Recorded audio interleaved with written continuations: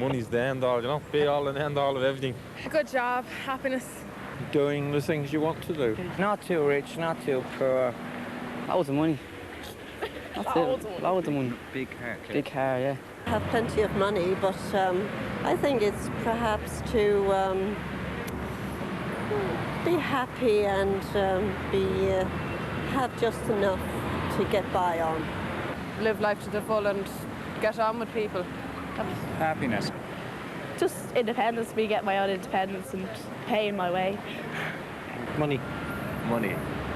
Just to be happy, maybe. Big house, a nice car, and a nice wife. Money, lots of it. A nice home, happiness, satisfaction, security, success, love. Those are the kinds of things that most of us want from life. And we want to feel that when we arrive at the end, whenever that might be, that it's been worthwhile, it's been good. It seems that nowadays in Ireland, more and more people have a chance of getting those kinds of things. Politicians, journalists, financial experts, they're all telling us that we've never had it so good. But is it working? No, it ain't working. Things are good and things are bad. It's a kind of a, you just take it as it comes. You just live every day and try and be happy. No, there's still a lot that I want to achieve, but wouldn't do any harm if I had the money to kind of just put the icing on the cake. I just want to know a little bit more than the surface of things, and to dig a little bit deeper. I'll have to go a long way, very long way, you know.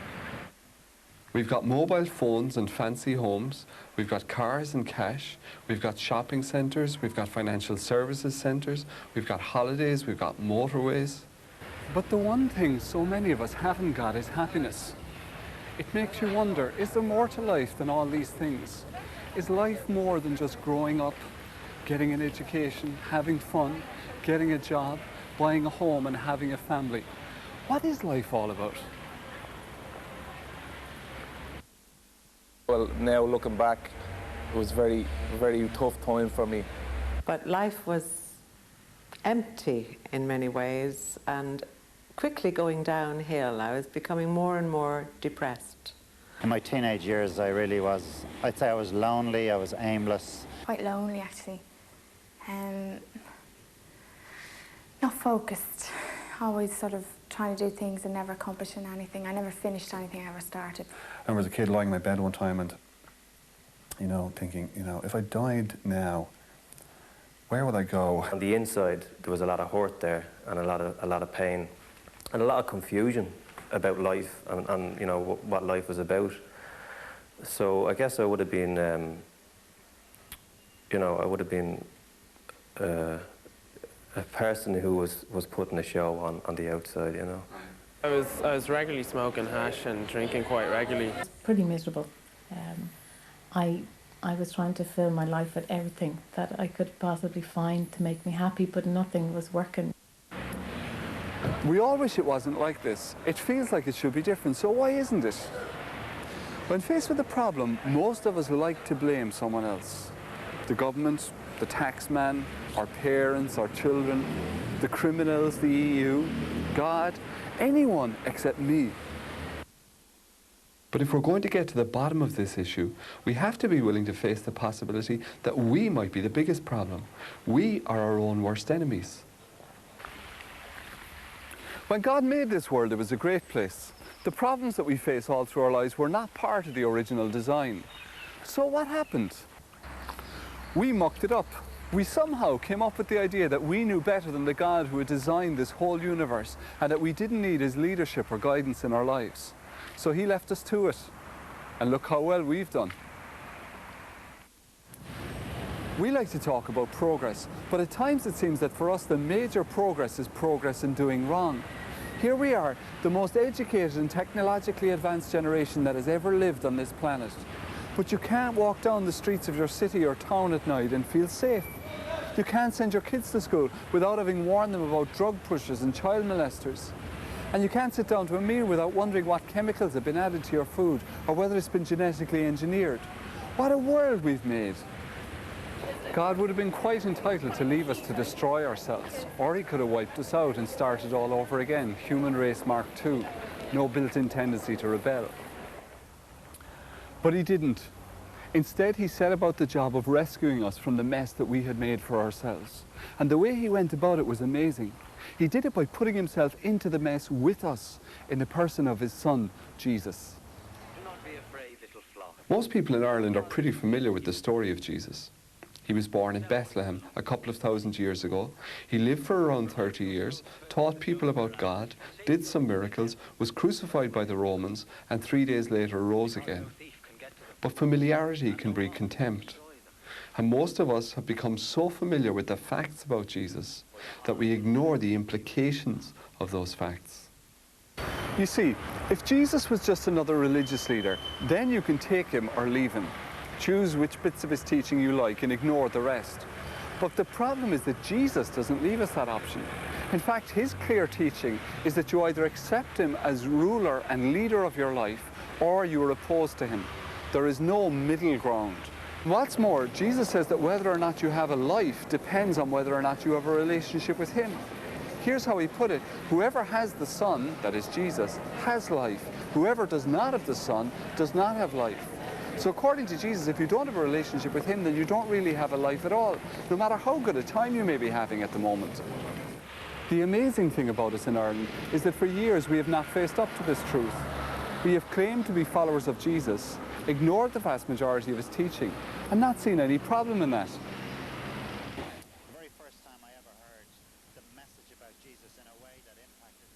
The next morning, I woke up and nobody had to tell me something was different. I knew straight away something radically different had happened in my life. I grew in confidence without knowing I was growing in confidence. It was just a turnaround, so much so that some of my friends remarked on it that, "What's happened to you? You've changed so radically." It was a very real thing, an exciting, vibrant thing and it freed me from a lot then of confusion and stuff like about life and that, you know. I know that when I found him, that it filled the hole in my life that was there previously. The realization that I was forgiven, that my sins weren't held against me, completely freed me as an individual, and a complete sense of confidence in myself, knowing the love of God for me as who I was, you know. I could actually live, as in live, without the mess that it used to be. I used to hate getting up in the morning. I used to hate waking up in the morning, you know, because it was another start to the day. It was another mundane experience. It was another drudgery. But when I became a Christian, it was like I couldn't wait to wake up again, you know, that type of way, and just experience the newness of the new life that I've been given, you know. But how does this actually work? Well, let's look at our life, yours and mine, as being in two parts. There's the past and there's the future. And we have a problem with both of those. The problem with the past is all the wrong we've done. We don't like to admit that we've done anything really wrong. And if we compare ourselves with some people, we're doing okay. Most people watching this video are not murderers, rapists, or drug pushers. So we're doing all right, right? Wrong. And deep down, we all know it's wrong. Forget about God's standards for a second. Are you the person you think you should be? Do you always act the way you think you should? So if we don't even measure up to our own standards, how can we possibly think that we measure up to God's? Our lives are not what they should be. So what's Jesus' solution to the problem of our past life? Well, you can't change the past, but Jesus says he can forgive it and forget it. He claimed to have the authority to do that. No matter how long a past we have or how dirty it is, Jesus says we can start again. Clean sheet. And Jesus taught that the basis of that clean start was his death on the cross. He taught that he was taking the punishment that should have been ours and so earning forgiveness and freedom for us. Effectively, what Jesus did was to take our messed up past and make it his, and to take his clean sheet and make it ours.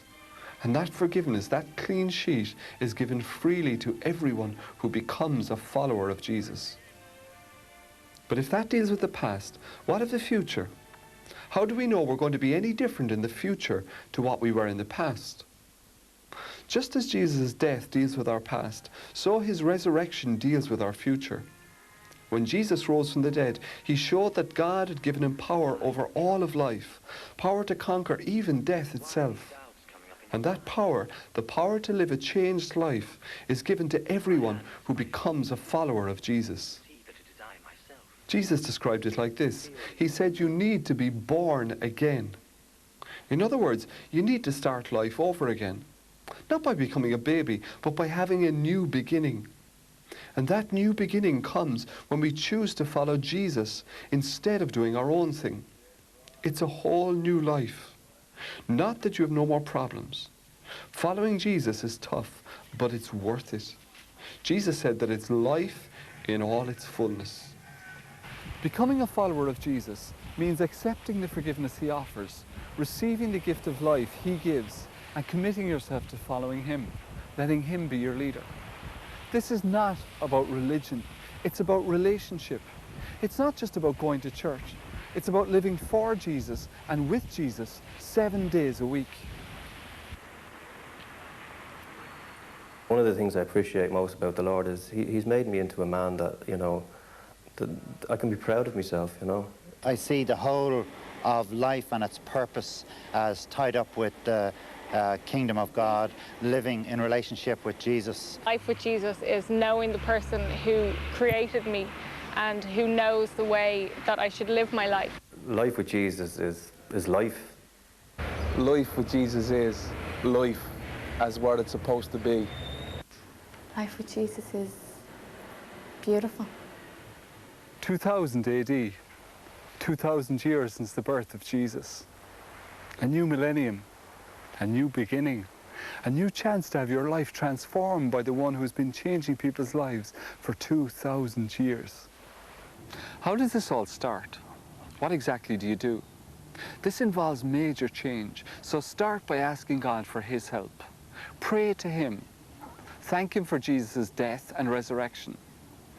Ask him to forgive you and to give you this new life. Ask him to change you and commit yourself to following Jesus instead of going your own way. The gift of life will be yours. A life with Jesus that will last not just until you die, but forever. And that's life.